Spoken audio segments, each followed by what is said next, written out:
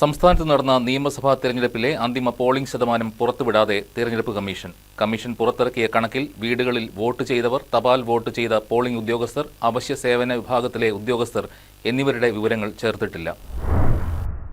സംസ്ഥാനത്തെ ചില ജില്ലകളിൽ ആകെ പോൾ ചെയ്ത വോട്ടർമാരുടെ എണ്ണം മണ്ഡലം തിരിച്ചുള്ള കണക്ക് ഇൻഫർമേഷൻ വകുപ്പ് വഴി പ്രസിദ്ധീകരിച്ചെങ്കിലും പൂർണ്ണമല്ലെന്നാണ് സൂചന. കൂടാതെ വീടുകളിൽ വോട്ട് ചെയ്തവർ, തപാൽ വോട്ട് ചെയ്ത പോളിംഗ് ഉദ്യോഗസ്ഥർ, അവശ്യ സേവന വിഭാഗത്തിലെ ഉദ്യോഗസ്ഥർ എന്നിവരുടെ വിവരങ്ങളും ഇതോടൊപ്പം ചേർത്തിട്ടില്ല. സംസ്ഥാനത്ത് 78.27% പോളിംഗ് നടന്നതായാണ് തിരഞ്ഞെടുപ്പ് കമ്മീഷൻ അറിയിച്ചത്. അത് ഇനിയും മാറാം. തിരഞ്ഞെടുപ്പ് കമ്മീഷന്റെ മൊബൈൽ ആപ്പിലും പോർട്ടലിലും മണ്ഡലങ്ങൾ തിരിച്ചുള്ള ശതമാനക്കണക്ക് നൽകിയിട്ടുണ്ടെങ്കിലും ഇതിലും വീടുകളിൽ വോട്ട് ചെയ്തവരുടെയും തപാൽ സർവീസ് വോട്ടുകളുടെയും വിവരങ്ങൾ ചേർത്തിട്ടില്ല. വോട്ടെടുപ്പ് ദിനത്തിൽ 2 മണിക്കൂർ ഇടവിട്ട് വിവരങ്ങൾ കൈമാറാൻ ഓരോ പോളിംഗ് ബൂത്തിലെയും പ്രിസൈഡിംഗ് ഓഫീസർമാർക്ക് PR ആപ്പ് സജ്ജമാക്കിയിരുന്നു.